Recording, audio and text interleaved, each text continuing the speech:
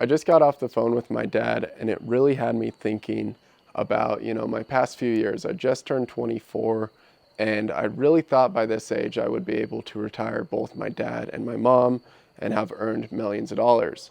Now, I've made it's just about $500,000, and I truly had everything lined up to earn a lot more than that.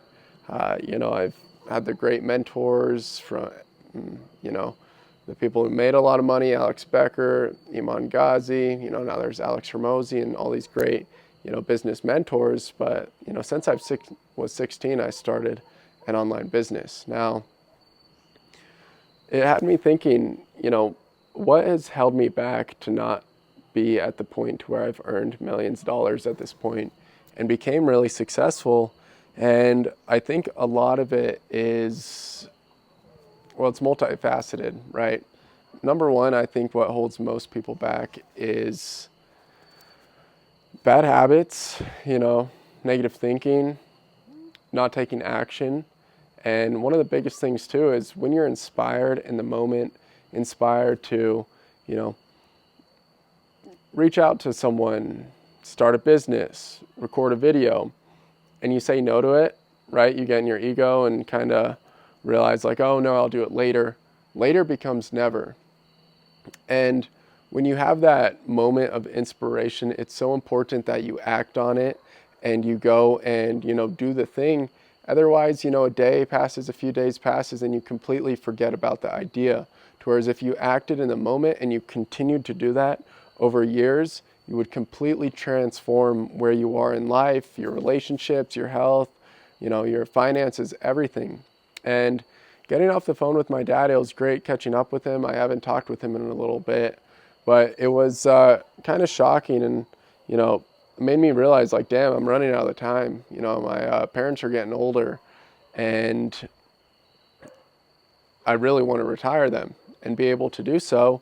And what has held me back from that? Yes, bad habits, yes, maybe not applying knowledge, but I think one of the number one things is when you're, inspired in the moment, not acting on it. When you're inspired and know you should, reach out to someone, shoot a text, start the business, record the video, do whatever it is, not acting in that is, you kind of go down a different life path.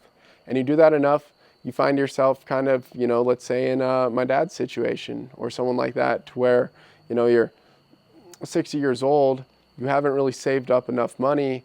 And my phone ran out of storage, but, is what it is. Time to upgrade.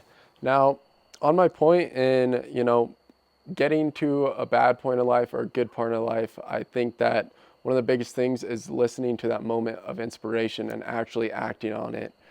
I think that's what really sets people apart is, your soul speaks to you, your intuition. It says you should do this thing and it's right. But when you go against that and you do something else, that's when, now you got to learn the lesson and you invite, what Paul Chek would say, the pain teacher into your life to really knock you on the head and say, hey, listen.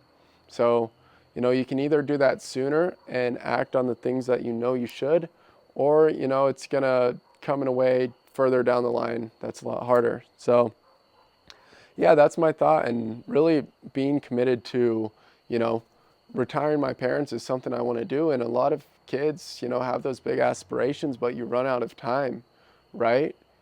And, it's a really sad thing. It kind of, talking to your parents and you realize they're getting older and that, maybe you haven't spent the time with them that you wanted to, or, been able to provide for them financially or help them out in whatever way it is. You kind of realize when they get older, like the finite aspect of life, right? We're not all going to be here forever. Maybe our souls or spirit are infinite, but, living, we got a set amount of time on earth and we don't know when it's going to end. So, how do you play the game of life, right? Do you just kind of show up every day, or do you, play to win and really get the most out of life and give the most and really learn what life is about and why we're here? Or do you just kind of, fall asleep to the monotony of day to day, waking up, going to work, being able, you have to pay rent, you got to go get food, do X, Y, and Z. And phone died last time, but just to wrap it up, guess I already wrapped it up. Love you guys. Do the thing that scares you. Do the thing you know you should. And when you don't, you go against yourself and you make life a whole lot harder. Listen to your intuition. And yeah, make this the best year of your life. Play all out. And yeah, try and save as many people as you can. Wake them up.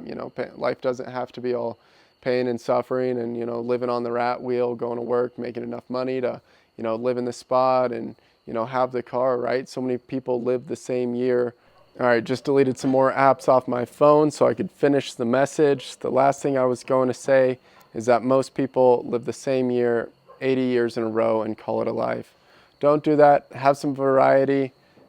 Figure out how you can create a life that's exceptional, because anything else less than that, well, it ain't exceptional. Maybe you want to be exceptional. Maybe you don't. Maybe you're okay being mediocre and inviting all that pain and suffering and poverty into your life. Maybe you have bigger aspirations and, you're crazy enough to think you can change the world and wake up some of your friends to, stop, eating bad food and being poor and doing X, Y, and Z. So that's all I got. Until next time, I'll go edit some videos and free up some storage on my phone.